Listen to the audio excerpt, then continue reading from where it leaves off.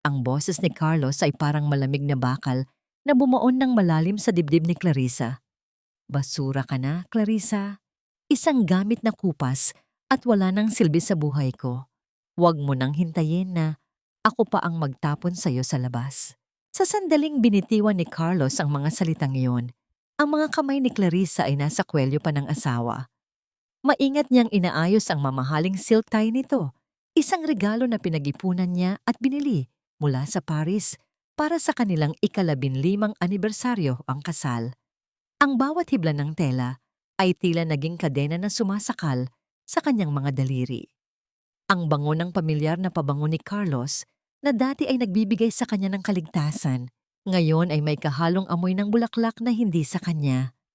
Isang matapang at mapangahas na amoy ng pabango ng ibang babae. Lumingon si Carlos sa salamin, hindi para tingnan ng asawa, kundi para masiguradong perpekto ang kanyang hitsura. Sa labas ng kanilang silid, naririnig ang tawanan ng mga bisita, ang tunog ng mga kubyertos sa mamahaling pinggan, at ang malambing na tugtog ng biolin. Ang mansyong iyon sa Forbes Park ay punong-puno ng liwanag, ngunit sa loob ng silid na iyon, tila unti-unting namamatay ang bawat hibla ng pagkatao ni Clarissa. Hindi nakahuma si Clarissa. Ang kanyang lalamunan ay parang tinikang tuyo. Bawat paglunok ay naghahatid ng hapdi. Ang kanyang mga mata ay nanatiling nakatitig sa asawa, naghahanap ng kahit katiting na biro o pagsisisi, ngunit tanging malamig na puot ang nakita niya. Ang mukha ng lalaking minahal niya nang higit sa 10 taon, ang lalaking tinulungan niyang bumangon mula sa kawalan hanggang sa maging isang tanyag na abogado, ay tila naging isang maskarang gawa sa bato. Dahan-dahang bumaba ang mga kamay ni Clarissa mula sa kwelyo ni Carlos. Ang kanyang mga daliri ay nanginginig nang hindi niya mapigilan. Isang basong kristal na may lamang alak ang nasa ibabaw ng mesa. Hinawakan niya ito ng mahigpit hanggang sa mamuti ang kanyang mga kuko. Sa kabilang silid, narinig niya ang boses ni Cindy, ang kanyang sekretarya, na tumatawa ng malakas habang kinakausap ang mga bisita. Isang tawa na tila isang patalim na humihiwa sa kanyang pandinig. "Carlos, anibersaryo natin ngayon," bulong ni Clarissa. Ang kanyang boses ay halos hindi marinig, parang isang hikbi na pilit ibinabaon sa limot. Nasa labas ang mga kaibigan natin, ang mga bata, si Bianca at Paulo, naghihintay sila sa atin para sa toast. Hinarap siya ni Carlos ng may halong pandidiri. Toast? Para sa ano? Para sa isang pagsasamang matagal ng patay? Clarissa, look at yourself. You're too focused on being a CEO. Too focused on your titles that you forgot how to be a woman. Cindy gave me what you couldn't. She gave me life. Ikaw? Para kang estatwa na unti-unting dinudurog ng sarili mong ambisyon. Ang bawat salita ay parang isang sampal na paulit-ulit na tumatama sa mukha ni Clarissa. Ang kanyang puso ay tumitibok ng mabilis, parang isang ibon na nagpupumiglas sa loob ng isang masikip na hawla. Ang hangin sa silid ay tila nauubos at ang bawat hininga niya ay may kasamang bigat na hindi niya maipaliwanag. Ang lahat ng sakripisyo niya, ang mga gabing hindi siya natutulog para lang ayusin ang mga kontrata ni Carlos, ang mga pag-aalaga niya noong nagsisimula pa lang silang bumuo ng pangarap. Lahat ng iyon ay itinapon ni Carlos sa isang iglap. Hindi na nakayanan ng mga daliri ni Clarissa ang tindi ng panginginig. Ang kristal na basong hawak niya ay bumagsak sa marmol na sahig. Hindi ito gumawa ng malakas na pagsabog, kundi isang tunog ng pagkabasag na parang ang sarili niyang puso ang nadurog sa libo-libong maliliit na piraso. Ang alak na pula ay kumalat sa sahig, parang sariwang dugo na umaagos mula sa isang sugat na hindi na maghihilom. Tumingin si Carlos sa mga bubog sa paanan ni Clarissa at bahagyang nangumisi. "Ayusin mo ang kalat na yan, Clarissa. Iyan ang bagay sa'yo. Ang magpulot ng mga basura at pagkatapos, lumabas ka ng may ngiti. Huwag kang gagawa ng eksena kung ayaw mong mas lalong mapahiya sa harap ng lahat." Tinalikuran siya ni Carlos at tuluyang lumabas ng silid. Ang bawat yabag ng sapatos nito sa sahig ay tila isang pako na ibinabaon sa krus na pasan-pasan ni Clarissa. Nanatiling nakatayo ang babae sa gitna ng silid, mag-isa sa gitna ng karangyaan na wala na palang laman. Ang liwanag ng chandelier sa itaas ay tila naging maputla at ang mga anino sa sulok ng silid ay tila unti-unting lumalapit upang lamunin siya. Yumuko si Clarissa upang pulutin ang isang piraso ng bubog. Ang talim nito ay humiwa sa kanyang daliri at isang patak ng dugo ang humalo sa natapon na alak. Ngunit hindi niya naramdaman ang sakit sa kanyang balat. Ang tanging nararamdaman niya ay ang isang malalim at madilim na kawalan sa loob ng kanyang dibdib. Paano naging ganito kabilis ang lahat? Paano ang taong nangakong magiging katuwang niya sa hirap at ginhawa ang siyang unang maglalagay sa kanya sa hukay? Tumingin siya sa kanyang refleksyon sa malaking salamin sa dingding. Nakita niya ang isang babaeng nakasuot ng mamahaling gown, may mga hiyas sa leeg, ngunit ang mga mata ay bakante at puno ng pait. Isang tanong ang paulit-ulit na umaalingaw-ngaw sa kanyang isipan, kasing talas ng bubog na hawak niya. Hanggang kailan mo kayang panindigan ang isang kasinungalingan bago ka tuluyang lamunin ng dilim? Dahan-dahang tumayo si Clarissa, pinunasan ang dugo sa kanyang daliri gamit ang laylayan ng kanyang gown at huminga ng malalim. Sa labas, narinig niya ang palakpakan ng mga tao. Ipinapakilala na ang kanyang asawa. Ipinapakilala na ang lalaking kabibitaw lang ng pinakamasakit na salita sa kanyang buhay. Ladies and gentlemen, narinig niyang boses ng MC mula sa sound system. Let us welcome the man of the hour, Attorney Carlos Villarreal and his beautiful wife. Nanigas ang buong katawan ni Clarissa. Ang kanyang mga paa ay tila nakabaon sa semento. Kailangan niyang lumabas. Kailangan niyang magpanggap. Ngunit habang tinititigan niya ang pintong nakabukas, alam niyang ang bawat hakbang niya palabas ay isang hakbang patungo sa sarili niyang pagkawasak. Magagawa kaya niyang harapin ang mundo habang ang kanyang puso ay nagdurugo sa ilalim ng telang sutla? O ito na ang huling gabi na makikita ng mga tao ang Clarissa na kilala nila? Hindi mo ba naintindihan ang sinabi ko kagabi? Sabi ko, ayaw ko na sa kape mo. Ayaw ko na sa anumang bagay na galing sa'yo. Ang boses ni Carlos ay tila isang malamig na hangin na pumasok sa mainit na kusina ng kanilang mansyon. Si Clarissa ay nakatayo sa harap ng counter, hawak ang isang mamahaling tasa ng kape na ang usok ay dahan-dahang humahalo sa liwanag ng umaga. Sa kabila ng pagdurog ng kanyang puso kagabi, maaga siyang gumising upang ihanda ang paboritong timpla ng asawa, 3 kutsarang asukal, kaunting krema, at ang pagmamahal na akala niya ay sapat na upang ayusin ang lahat. Ang bawat pag-ikot ng kanyang kutsara sa tasa ay tila isang panalangin na sana ay panaginip lamang ang lahat ng nangyari sa kanilang anibersaryo. Dahan-dahang ibinaba ni Clarissa ang tasa. Ang panginginig ng kanyang mga kamay ay pilit niyang itinatago sa ilalim ng kanyang silk robe.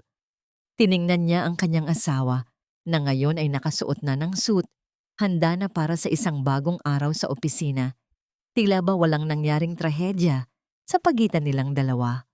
Ang kanyang mukha ay walang bakas ng puyat, walang bakas ng pagsisisi. Naisip ko lang, Carlos, baka pagod ka lang kagabi. Baka pwedeng pag-usapan natin ito ng mahinahon bago pumasok ang mga bata. Mahinang wika ni Clarissa. Ang kanyang mga mata ay nagmamakaawa, naghahanap ng kahit isang kislap ng dating pagtingin mula sa lalaking naging mundo niya. Isang matunog at mapang-uyam na tawa ang sumagot sa kanya.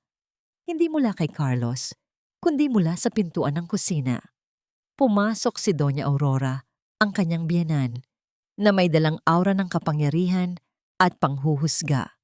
Ang bawat hakbang ng matandang babae ay tila isang pagtapos sa anumang pag-asa na natitira kay Clarissa. Pag-uusapan, Clarissa hiha, huwag kang maging desperada, sabi ni Doña Aurora habang umuupo sa dulo ng mahabang mesa. Tingnan mo ang hitsura mo. Mukha kang lantang gulay. No wonder Carlos is looking for excitement elsewhere. Isang malaking kahihiyan sa pamilya Villarreal kung malalaman ng mga tao na ang isang CEO na katulad mo ay hindi man lang marunong mag-alaga sa sariling asawa. Ang bawat salita ng biyenan ay parang laso na unti-unting pumapatay sa natitirang lakas ni Clarissa. Ang hiya, ang utang na loob, na palaging ipinapaalala sa kanya dahil sa tulong ng pamilya Villarreal noong nagsisimula pa lamang siya. Lahat ng yon ay naging isang malaking bato na nakapatong sa kanyang balikat. Mom, please! Pilit na pagtatanggol ni Clarissa. Alam niyo pong ibinigay ko ang lahat para sa pamilyang ito, pati ang sarili kong pangarap. Isinantabi ko para suportahan si Carlos. At iyon ang pagkakamali mo. Putol ni Carlos. Lumapit siya kay Clarissa, ngunit walang init ng pagmamahal. Kinuha niya ang folder sa ibabaw ng counter. Masyado kang naging kampante sa posisyon mo. Speaking of which, I've already talked to the board. Dahil sa unstable mong kalagayan ngayon, Cindy will be taking over the Azure Heights project. She has fresh ideas, Clarissa. Something you clearly lack now. Tila tumigil ang pag-ikot ng mundo para kay Clarissa. Ang Azure Heights, ang kanyang pinakaiingatang proyekto, ang bunga ng kanyang puyat at talino sa loob ng 2 taon. Ang ibigay iyon kay Cindy, ang babaeng sumira sa kanyang marriage, ay tila isang huling hantungan ng kawalang katarungan. You can't do that, Carlos. Akin ang proyektong iyon. Sigaw ni Clarissa. Ang kanyang boses ay nanginginig sa pagitan ng galit at paghagulgol. I can and I already did. Malamig na sagot ni Carlos. At wag mo nang subukang i-access ang mga corporate accounts mo. I've frozen them for security reasons. You need a break, Clarissa. Isang mahabang break para ayusin ang iyong mental health. Napahawak si Clarissa sa gilid ng mesa upang hindi matumba. Ang kanyang mga tuhod ay tila naging jelly at ang bawat hininga niya ay may kasamang lasa ng abo. Ang lahat ng pinaghirapan niya, ang kanyang pera, ang kanyang posisyon, at ngayon ay ang kanyang dangal. Lahat ay unti-unting kinukuha sa kanya sa loob lamang ng isang umaga. Dahan-dahang kinuha ni Carlos ang isang puting sobre mula sa kanyang bag at inilapag ito sa tabi ng tasa ng kape na hindi niya hinawakan. Ang puting papel ay tila sumisigaw sa gitna ng katahimikan ng kusina. Ito ang divorce papers, and since you're showing signs of emotional instability, I will be filing for sole custody of Bianca and Paulo. Ayaw kong lumaki ang mga anak ko sa isang inang hindi kayang kontrolin ang sarili. Sabi ni Carlos bago tuluyang tumalikod. Nanatiling nakatayo si Clarissa, mag-isa sa gitna ng kanyang sariling kusina. Tumingin siya sa bintana at nakita ang mga bata na masayang naglalaro sa hardin. Walang kaalam-alam na ang kanilang ina ay unti-unting binabaon ng buhay. Ang kanyang paningin ay lumabo dahil sa mga luhang hindi na niya mapigilan. Lumapit siya sa paboritong t-shirt ni Paulo na naiwan sa silya. Inilapit ito sa kanyang mukha at hininga ang pamilyar na amoy ng kanyang anak. Iyon lamang ang tanging bagay na nagbibigay sa kanya ng lakas upang hindi tuluyang bumagsak sa sahig. Ngunit sa bawat patak ng kanyang luha sa tela, isang katanungan ang pilit na sumasagi sa kanyang isipan. Paano ka lalaban kung ang bawat sandata na mayroon ka ay ninakaw na ng taong pinakapinagkatiwalaan mo? Huwag kang mag-alala, Clarissa.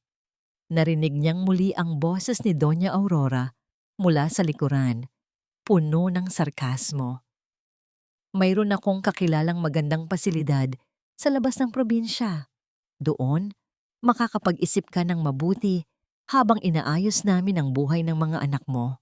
Naramdaman ni Clarissa ang isang kakaibang lamig na dumadaloy sa kanyang mga ugat. Hindi na ito ang lamig ng kalungkutan, kundi ang simula ng isang mapait na katotohanan. Seryoso sila.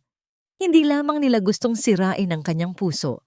Gusto nilang burahin ang kanyang pagkatao sa mundo. Dahan-dahan niyang kinuha ang sobre ng divorce papers.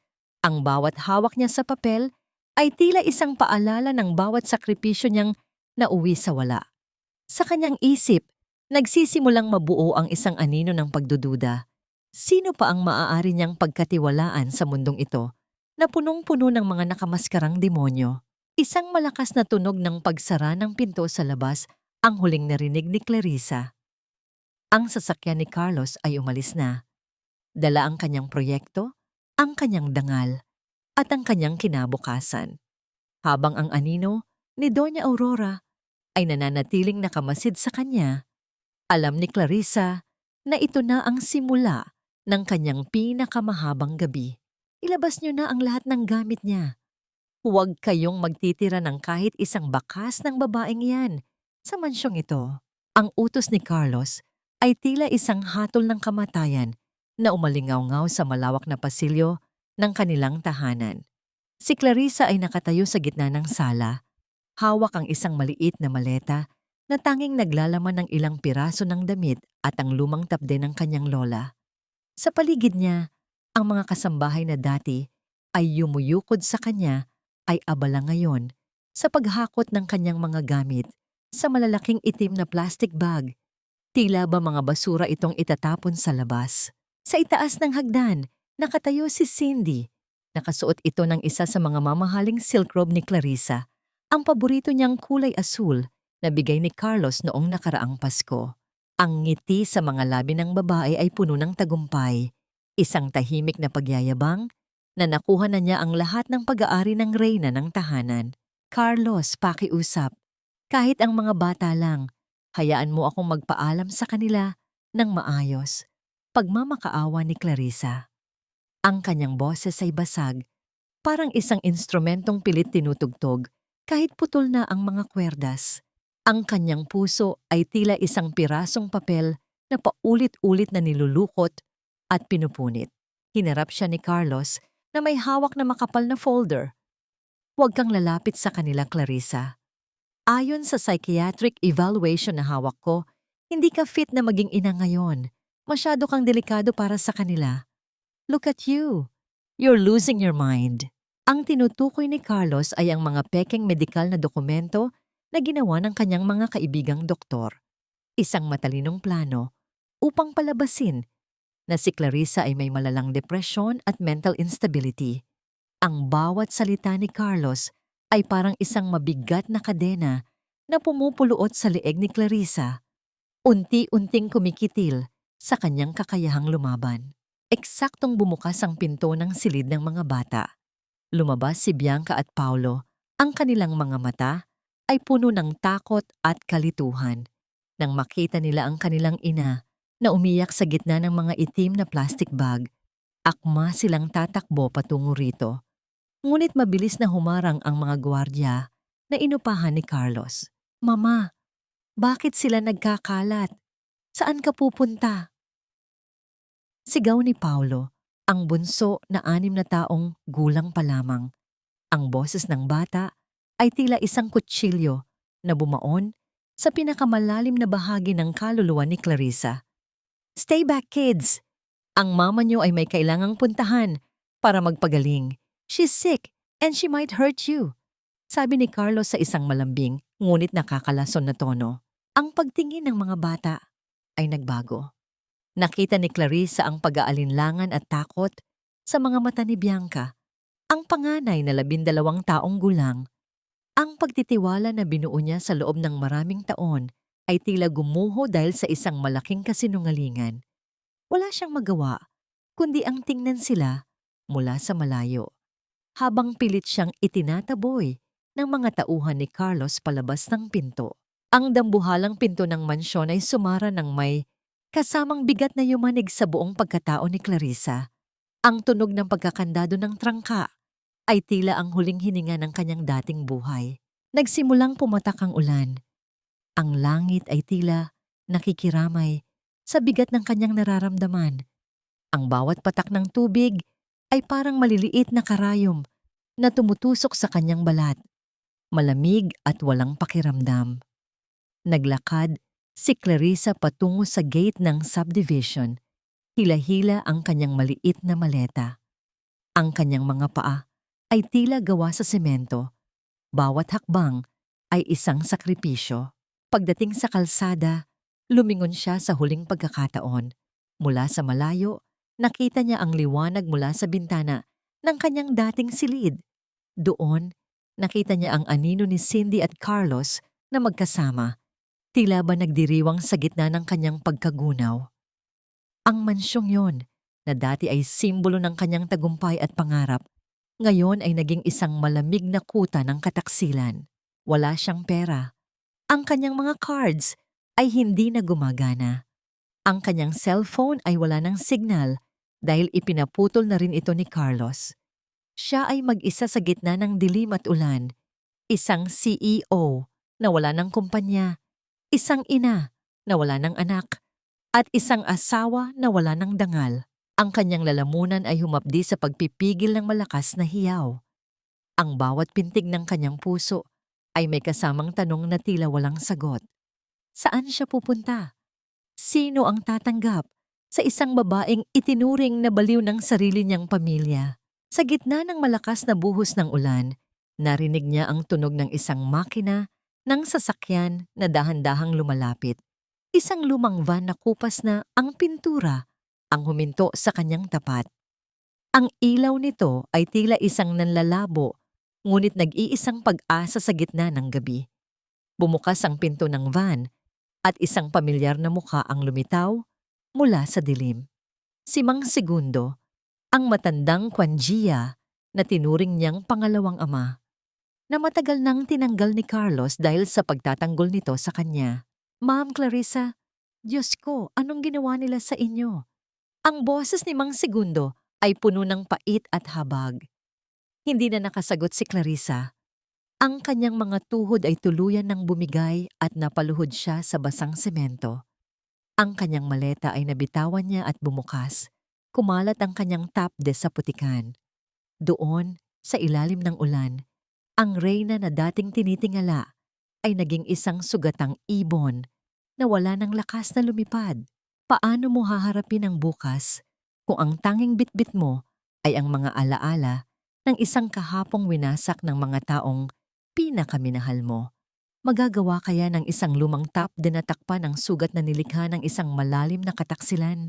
Ang amoy ng luma at maalikabok na kahoy ay tila isang yakap mula sa isang taong matagal nang pumanaw. Dito na muna tayo, Ma'am Clarissa.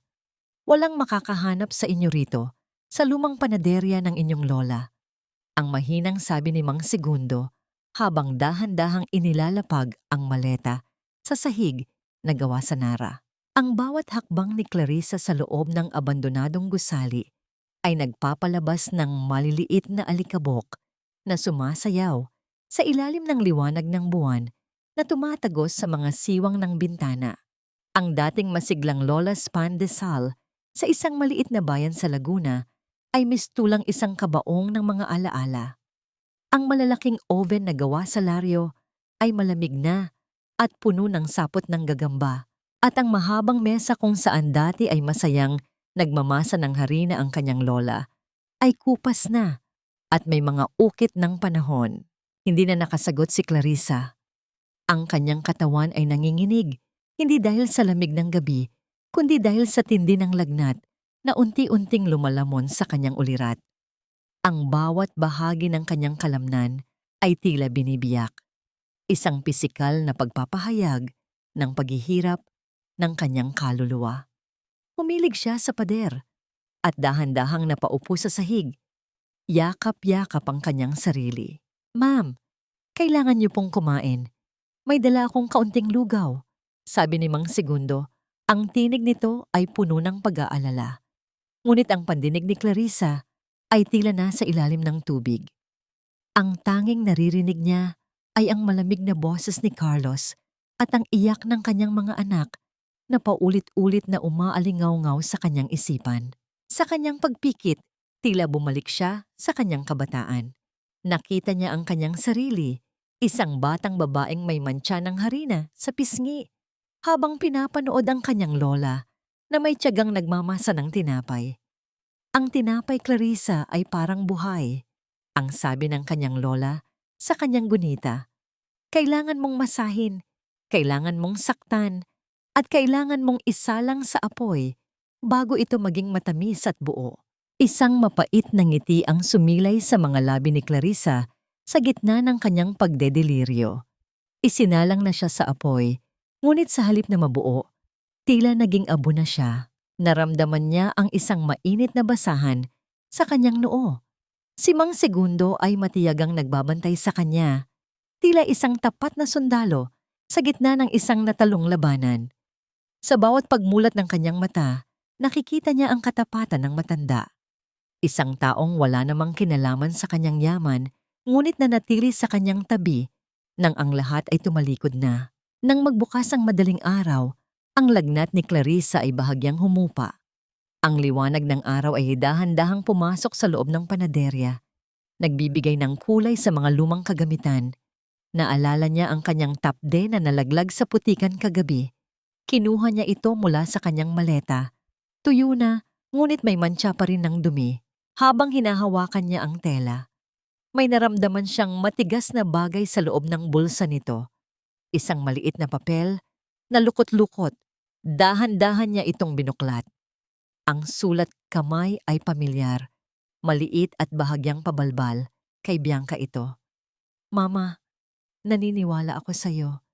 Alam kong hindi mo kami sasaktan. Please, magpalakas ka. Babalik kami sa iyo. Mahal na mahal ka namin ni Paolo. Ang mga salitang iyon ay tila isang kuryenteng dumaloy sa bawat ugat ni Clarissa. Ang kanyang puso, na akala niya ay tuluyan ng namatay sa loob ng mansyon, ay muling tumibok ng may kasamang hapdi at pag-asa.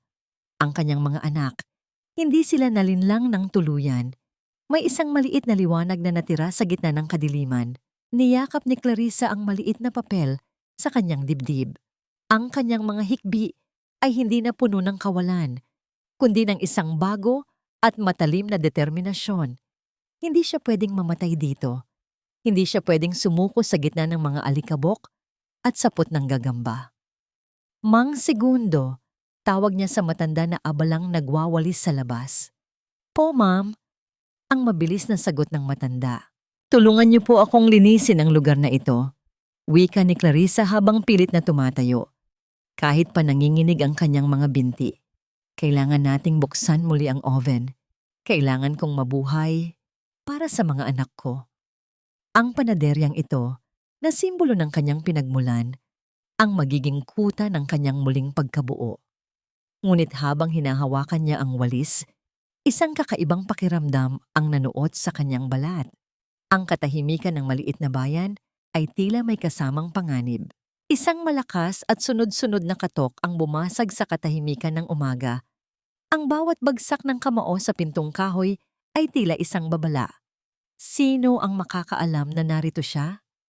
O baka ang mga anino ng kanyang nakaraan ay hindi pa tapos sa paghahanap sa kanya? Sino ka? Bakit mo kami sinusundan? Ang boses ni Mang Segundo ay puno ng babala, habang mahigpit niyang hawak ang isang lumang tabak na ginagamit sa pagtabas ng damo. Sa pintuan ng lumang panaderya, nakatayo ang isang lalaking may edad na, nakasuot ng maayos na barong na tila nanggaling sa isang formal na pagtitipon. Ang kanyang buhok ay kasing puti ng harina, ngunit ang kanyang mga mata ay matalas at puno ng karunungan. Hindi siya mukhang tauhan ni Carlos. Ang kanyang tindig ay may dalang awtoridad na hindi nabibili ng pera. Ibagsak mo ang sandata mo, Segundo. Hindi ako kaaway, ang malumanay na sabi ng matanda. Tumingin siya kay Clarissa na noon ay nakatayo sa likuran ng matandang Juan Gia. Maputla at hirap pa ring huminga. Clarissa, hiha. Ako ito. Si Juez Reyes, ang matalik na kaibigan ng iyong lola. Tila nabitawan ni Clarissa ang hiningang kanina pa niya pinipigil.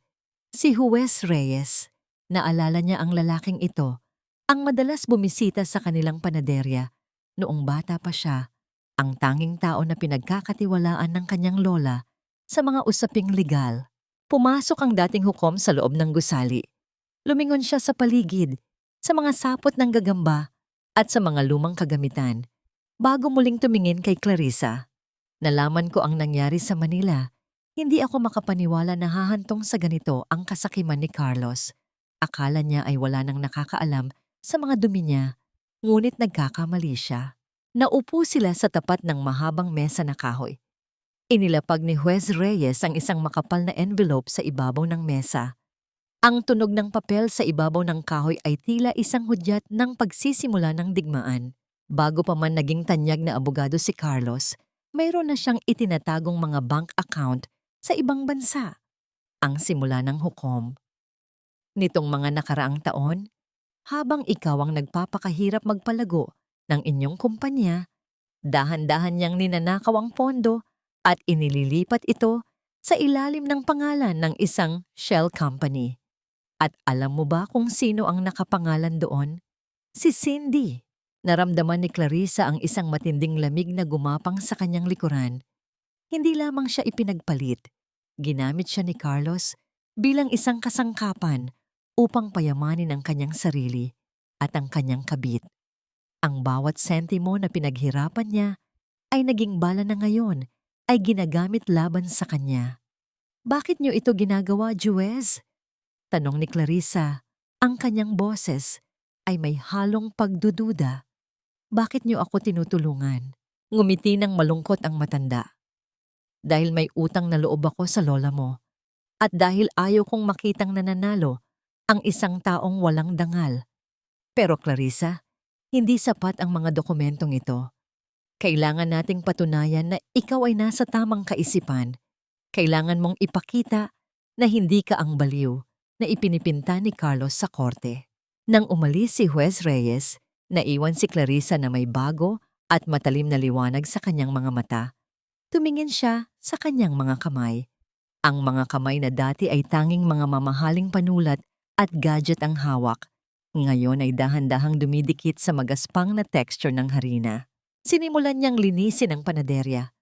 Ang bawat kaskas ng walis sa sahig, ang bawat pagpunas ng basahan sa mga oven, ay tila isang paraan ng paglilinis sa kanyang sariling kaluluwa.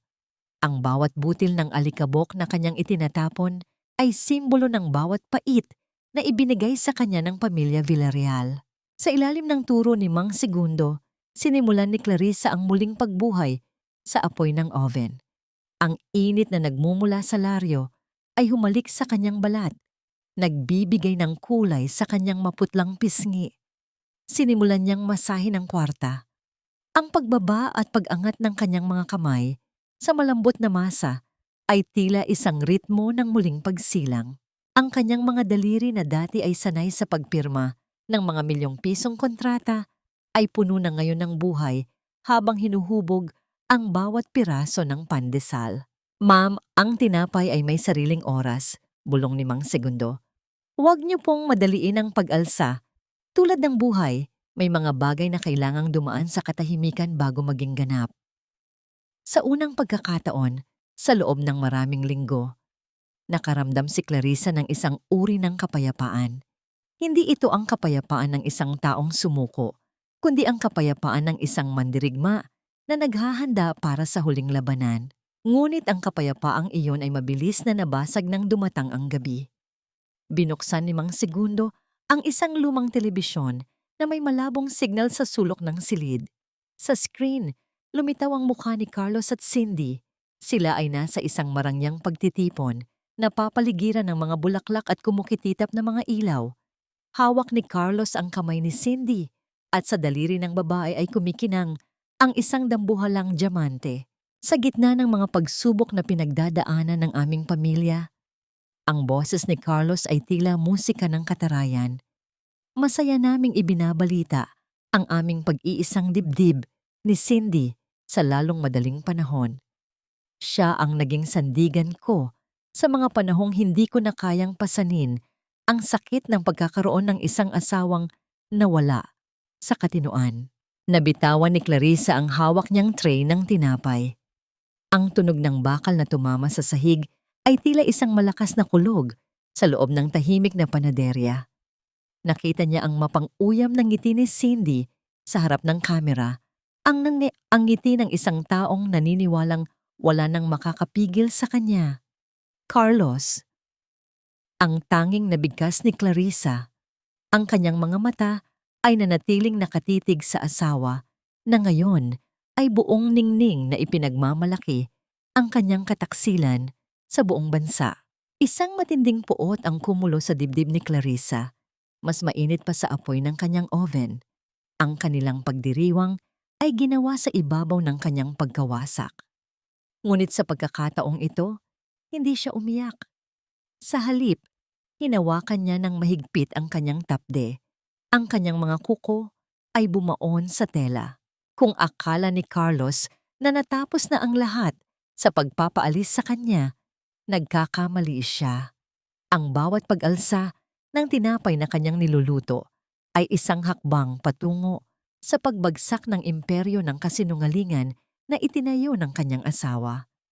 Paano kaya haharapin ni Carlos ang katotohanan kapag ang asawang itinuring niyang basura ay muling nagpakita, hindi bilang isang biktima, kundi bilang isang apoy na handang tumupok sa lahat ng kanyang ninakaw?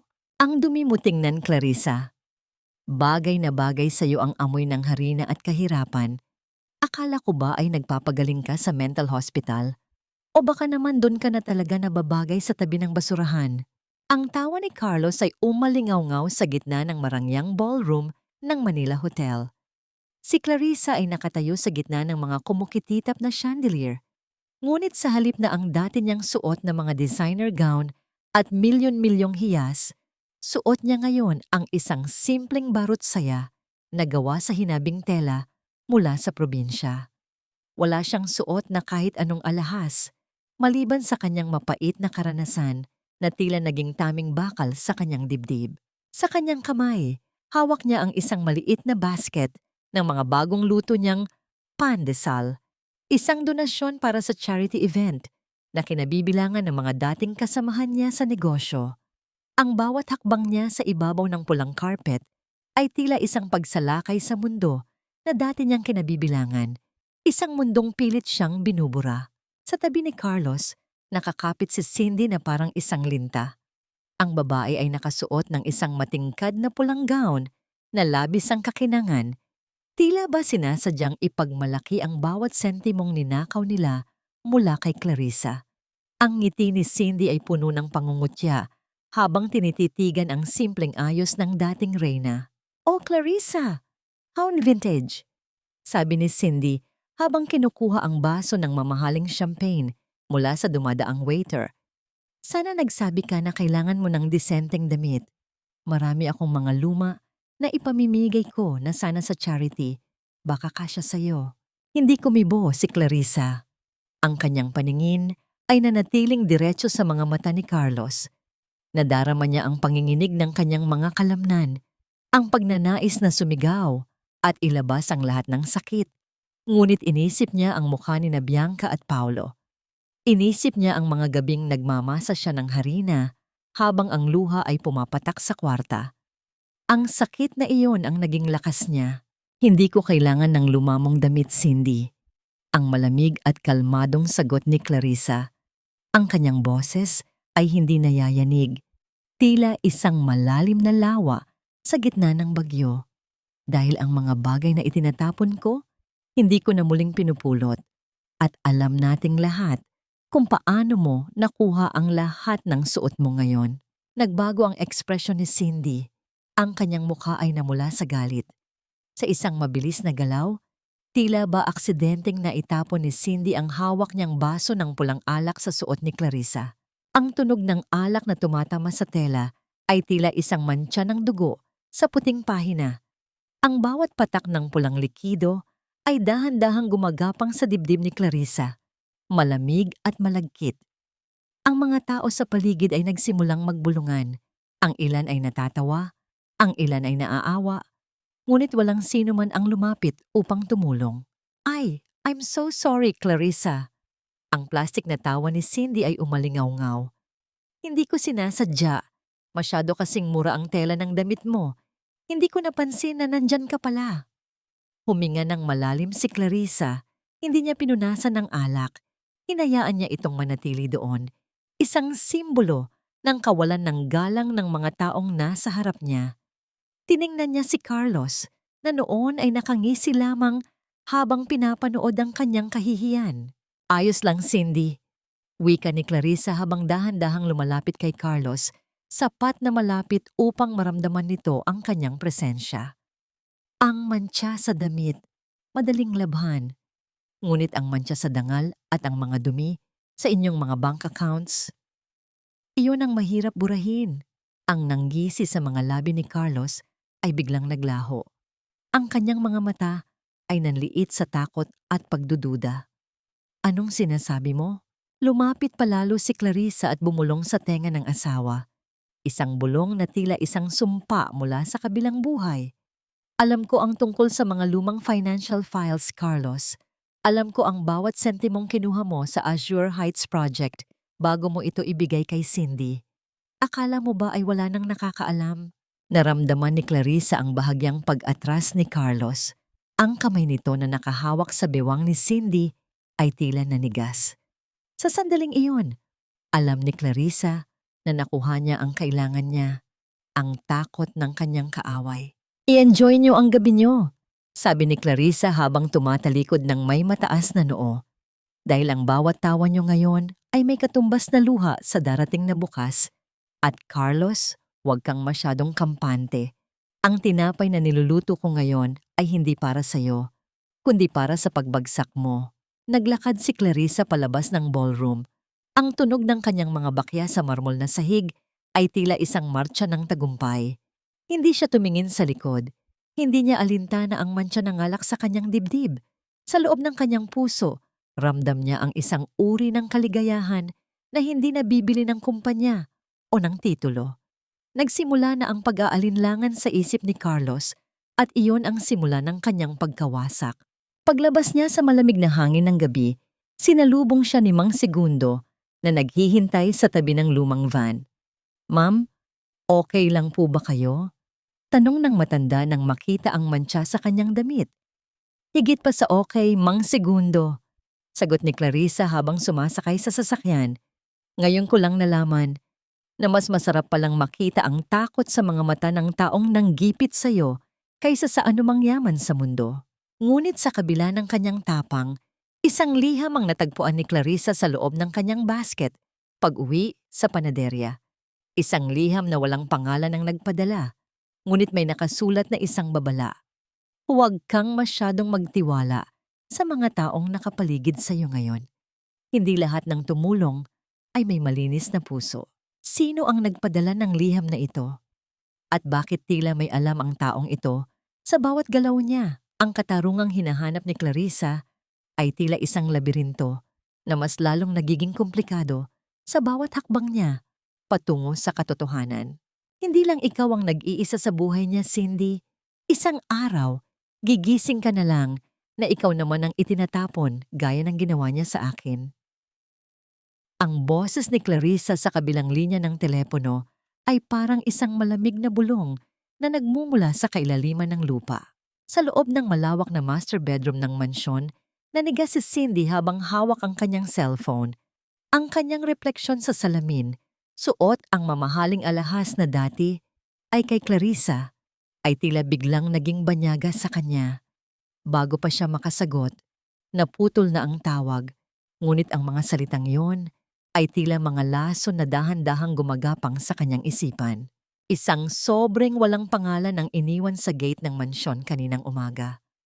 Sa loob nito ay may mga litrato ni Carlos na may kasamang ibang babae sa isang tago at marangyang restaurant. Mga litratong kuha noong mga gabing sinabi ni Carlos kay Cindy na mayroon siyang overtime sa korte. Ang pagdududa ay parang isang maliit na bitak sa isang mamahaling florera. Hindi ito nakikita sa malayo. Ngunit unti-unti nitong pinapahina ang buong istruktura. Sa kabilang dako, sa harap ng isang elementary school sa Laguna, nakatayo si Clarissa sa ilalim ng malabay na puno ng narra. Nakasuot siya ng malaking salamin at simpleng scarf upang hindi makilala. Ang kanyang puso ay tumitibok ng mabilis. Bawat tibok ay tila isang pagsusumamo. Naririnig niya ang tawanan ng mga bata, ang ingay ng mga nagtitinda ng fishball, at ang tunog ng bell na hudyat ng Reese. Nang makita niya ang maliit na figura ni Paulo na lumabas mula sa silid-aralan, tila tumigil ang pag-ikot ng mundo para kay Clarissa. Ang kanyang anak ay mukhang matamlay, malayo sa masiglang bata na dati niyang hinahatid sa paaralan. Ang bawat hakbang ni Paulo ay tila may dalang bigat na hindi dapat pasanin ng isang 6 na taong gulang. Paulo? Mahinang tawag ni Clarissa nang makalapit ang bata sa bakod. Lumingon si Paulo. Ang kanyang mga mata ay nanlaki sa gulat at saya bago ito napalitan ng takot. Mama, sabi ni Papa, may sakit ka raw. Sabi niya, baka saktan mo kami. Ang mga salitang yon ay parang 1,000 karayom na tumusok sa puso ni Clarissa. Ang kanyang sariling anak, ang buhay ng kanyang buhay, ay tinuruan na katakutan siya. Napahawak si Clarissa sa bakal na bakod. Ang kanyang mga kuko ay bumaon sa malamig na metal hanggang sa dumanas ang hapdi. Hindi totoo yun, anak. Mahal na mahal kayo ni Mama. Hinding-hindi ko kayo sasaktan. Bulong ni Clarissa habang ang mga luha ay dahan-dahang umaagos mula sa likod ng kanyang salamin. Dahan-dahang lumapit si Paulo at iniabot ang kalahati ng kanyang sandwich sa pagitan ng mga rehas. Mama, kain ka po. Sabi ni Ate Bianca, hindi ka raw kumakain sa ospital. Miss na namin kayo.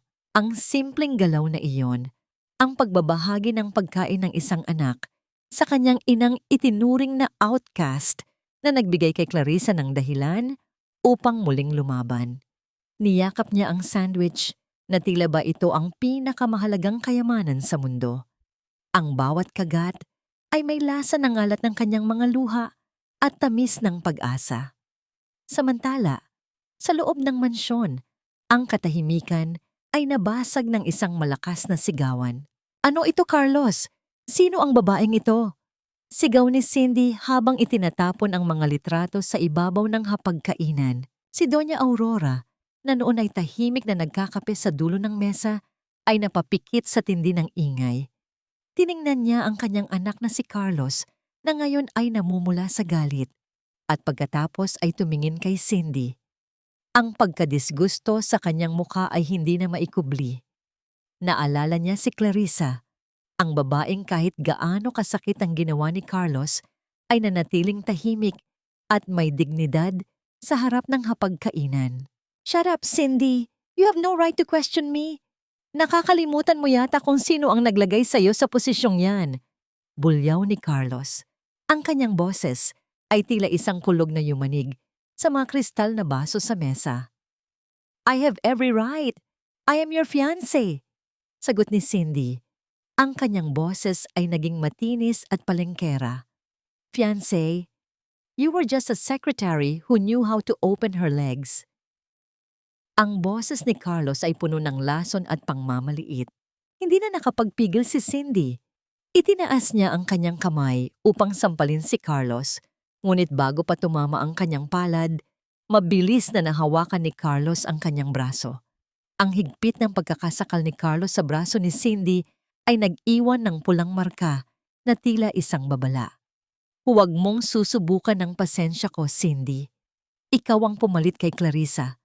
Pero huwag mong isipin na ikaw ang may-ari sa akin. Sabi ni Carlos bago marahas na itinulak ang babae.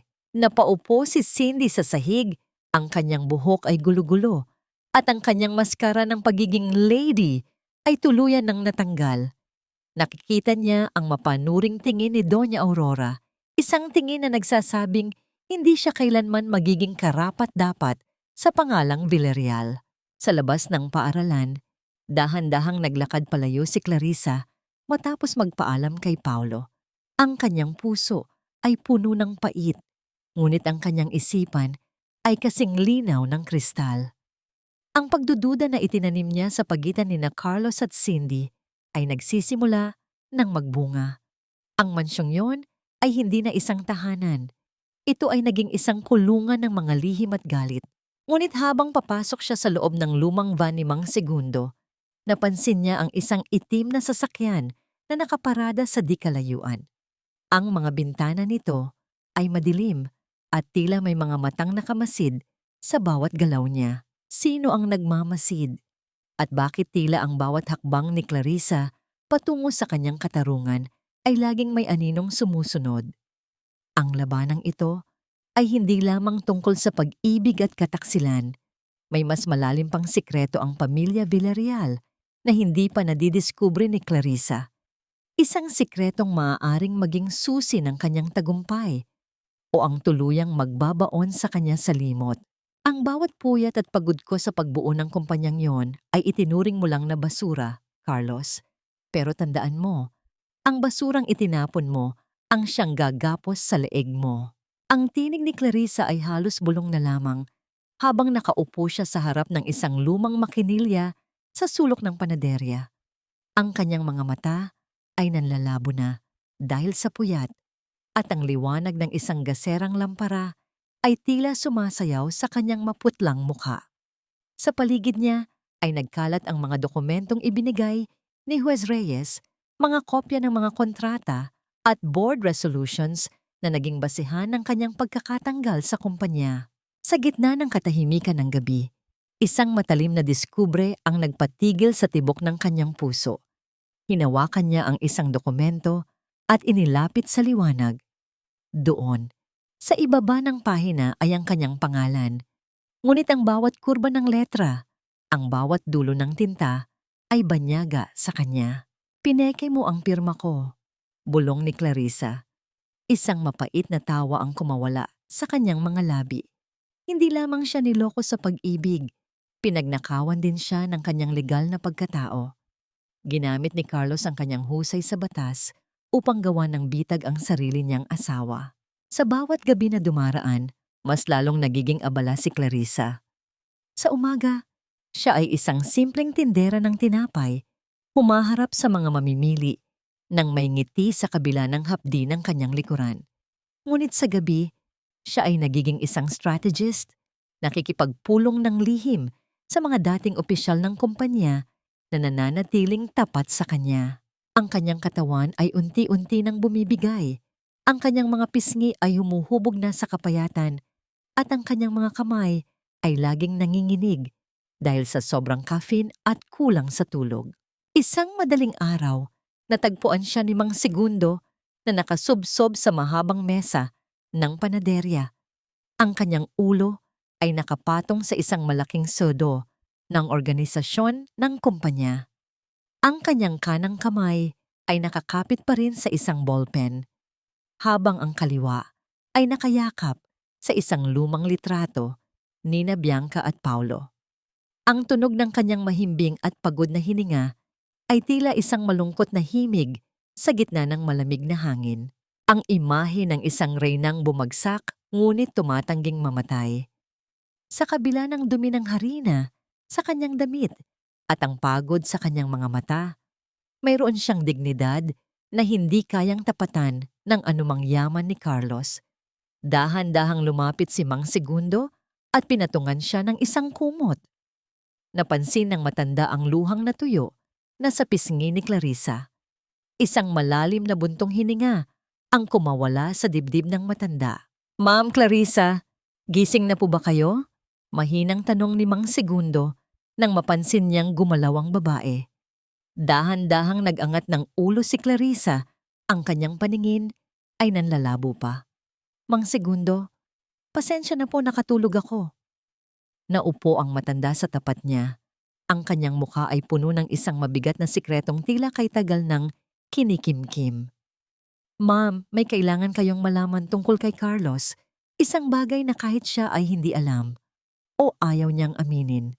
Tumitig si Clarissa sa matanda. Ang kanyang antok ay biglang naglaho. Hindi tunay na anak ng mga Villarreal si Carlos.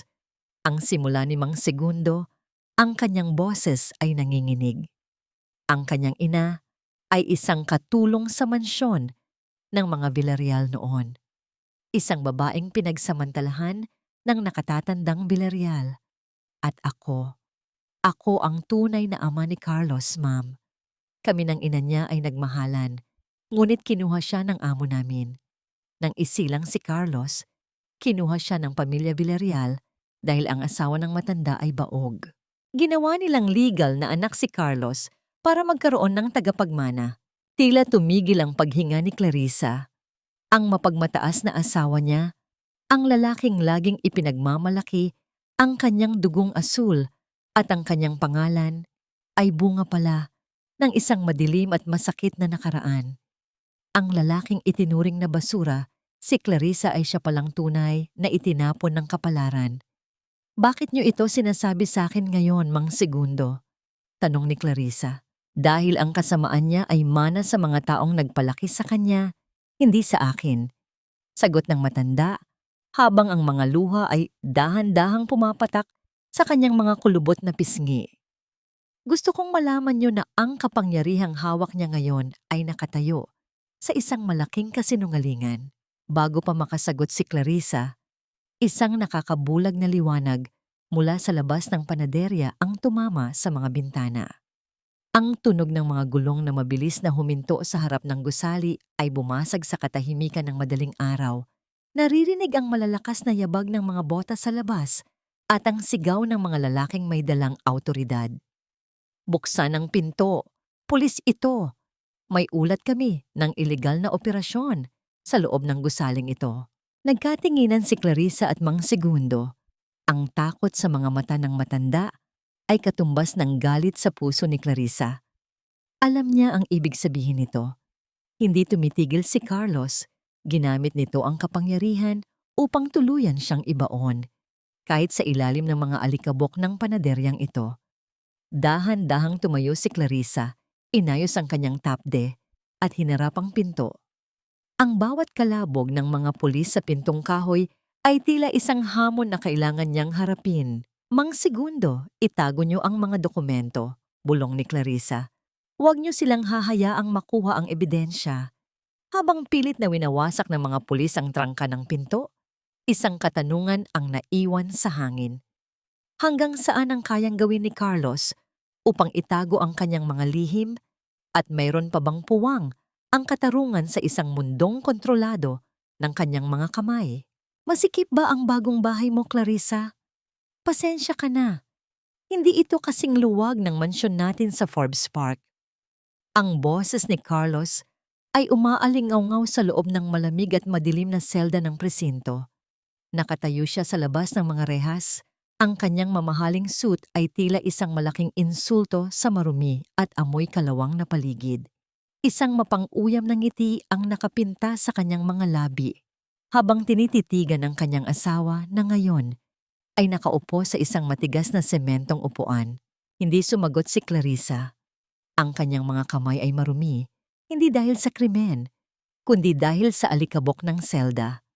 Sa pader na nasa kanyang likuran, gamit ang isang maliit na puting bato na natagpuan niya sa sahig, ay dahan-dahan niyang iginuhit ang dalawang figura, isang batang babae at isang batang lalaki, sina Bianca at Paulo. Ang bawat guhit ng bato sa pader ay tila isang panata, isang tahimik na usapang hindi siya susuko. Isang inang nakakulong ang katawan, ngunit ang kaluluwa ay nananatiling kapiling ng kanyang mga anak. Huwag mo nang sayangin ang oras mo sa pagguhit, Clarissa. Patuloy ni Carlos habang inilalabas ang isang ballpen at ang custody papers. Pirmahan mo na ito. Isang pirma lang. At sasabihan ko ang mga kaibigan ko rito na palayain ka na. Sabihin na lang natin na nagkaroon lang ng misunderstanding sa lisensya ng panaderya mo. Dahan-dahang nag-angat ng tingin si Clarissa. Ang kanyang mga mata, na dati ay puno ng luha, ngayon ay kasing talas na ng kidlat. Akala mo ba ay natatakot ako sa rehas na ito, Carlos? Mas malala pa ang rehas na ibinigay mo sa akin sa loob ng 15 taon nating pagsasama. At least dito, alam ko kung sino ang kaaway ko. You're delusional. Bulyaw ni Carlos, ang kanyang pasensya ay mabilis na nauubos. Look at you. You're a criminal now. Sinong maniniwala sa isang inang galing sa kulungan? Pirmahan mo na ito bago ko tuluyang ibaon ang pangalan mo sa putik. Eksaktong sa sandaling iyon, narinig ang mabibigat na yabag ng sapatos sa pasilyo. Ang tunog ng mga bota ng pulis ay nahaluan ng marahang tunog ng isang tungkod sa semento. Iligpit mo ang ballpen mo Attorney Villarreal, hindi pipirma ang kliyente ko sa anumang dokumentong galing sa isang huwad na katulad mo. Lumitaw si Juez Reyes mula sa dilim, kasunod si Mang Segundo. Ang presensya ng dating hukom ay tila nagpabago sa hangin sa loob ng presinto. Maging ang mga pulis na kanina ay mayayabang ay biglang tumayo ng tuwid at nagbigay pugay. Juez Reyes, anong ginagawa niyo rito? Ang boses ni Carlos ay nanginginig, hindi dahil sa lamig, kundi dahil sa biglang pagbaligtad ng sitwasyon. Narito ako para sa aking kliyente at narito rin ako para ipakita sa hepe ng presintong ito ang ebidensya na ang raid na ginawa niyo sa panaderya ay walang legal na basehan at puno ng maling impormasyon. Ang malamig na pahayag ng hukom. Inabot niya ang isang order ng release kay Carlos. Malaya na si Clarissa at tungkol naman sa sinasabi mong mental instability niya, ang korte na ang magpapasya kung sino sa inyong dalawa ang tunay na nawawala sa katinoan. Nang lumabas si Clarissa sa presinto, sinalubong siya ng nakasisilaw na liwanag ng mga kamera. Hindi niya alam kung paano, ngunit ang balita tungkol sa kanyang pagkakakulong ay mabilis na kumalat sa social media. Ang mga tao sa labas, mga ordinaryong mamamayan, mga dating empleyado niya, at maging ang mga kababaihang nakarinig sa kanyang kwento ay nag-aabang sa kanya. Ma'am Clarissa, hustisya para sa iyo. Sigaw ng isang babae mula sa karamihan. Nakita ni Clarissa ang sarili niya sa screen ng isang cellphone na hawak ng isang reporter. Ang video niya noong nakaraang gabi, ang video kung saan siya ay pilit na hinihila ng mga pulis habang yakap ang kanyang tapde, ay naging viral na sa buong bansa. Ang rich CEO na naging poor baker ay naging simbolo ng isang asawang biktima ng pagtataksil at kapangyarihan. Ang simpatiya ng publiko ay dahan-dahang lumilipat patungo sa kanya. Tiningnan ni Clarissa si Carlos na ngayon ay mabilis na sumasakay sa kanyang sasakyan upang umiwas sa mga reporter. Bago pa man makasara ang pinto ng kotse ni Carlos, napansin ni Clarissa ang isang bagay, ang takot sa mga mata ng asawa nang makita nitong nakatayo si Mang Segundo sa tabi niya. Isang takot na tila nakakakita ng isang multo mula sa nakaraan. Sumakay si Clarissa sa sasakyan ni Juez Reyes. Ramdam ang biglang paggaan ng kanyang dibdib. Ngunit ang katahimikan sa loob ng sasakyan ay nabasag ng pagtunog ng isang cellphone, isang tawag mula sa isang hindi kilalang numero. Nang sagutin ito ni Clarissa, ang boses ni Bianca ang narinig niya sa kabilang linya. Ang bata ay humihikbi. Ang kanyang boses ay puno ng panginginig at takot. Mama, pakiusap. Tulungan niyo po kami. Iyak ni Bianca. Sinaktan po kami ni Tita Cindy. Pinagbuhatan niya kami ng kamay ni Paulo dahil lang sa nabasag namin ang pabango niya. Mama, natatakot po kami. Ayaw na po namin dito. Ang dugong nananalaytay sa mga ugat ni Clarissa ay tila naging yelo. Ang kanyang mga kuko ay bumaon sa upuan ng sasakyan. Ang lahat ng sakit na naranasan niya sa selda ay walang-wala kumpara sa hapdi ng malaman na ang kanyang mga anak ay nasa panganib. Bianca, makinig ka kay Mama. Huwag kang aalis dyan. Darating ako. Bulong ni Clarissa. Ang kanyang boses ay puno ng isang uri ng galit na ngayon lamang niya naramdaman. Ibinaling niya ang tingin kay Juez Reyes. Juez, kalimutan niyo na muna ang mga dokumento. Kailangan kong pumunta sa mansyon. Ngayon din. Habang mabilis na tumatakbo ang sasakyan patungo sa Forbes Park, ang bawat segundo ay tila isang oras. Ang gabi ay dahan-dahang lumalalim. At sa puso ni Clarissa, isang bagong uri ng digmaan ang nagsisimula. Isang digmaan kung saan hindi na siya ang biktima, kundi ang isang inang handang pumatay para sa kanyang mga anak. Bitawan mo sila, Cindy. Huwag na huwag mong susubukan na hawakan ang mga anak ko. Kung hindi ay ipapadama ko sa iyo kung anong impyerno ang kayang likhain ng isang inang inalisan mo ng lahat. Ang tinig ni Clarissa ay hindi sumisigaw, ngunit ang lamig at talim nito ay tila isang palasong tumama sa lalamunan ni Cindy. Nakatayo si Clarissa sa pintuan ng mansyong dati ay sa kanya.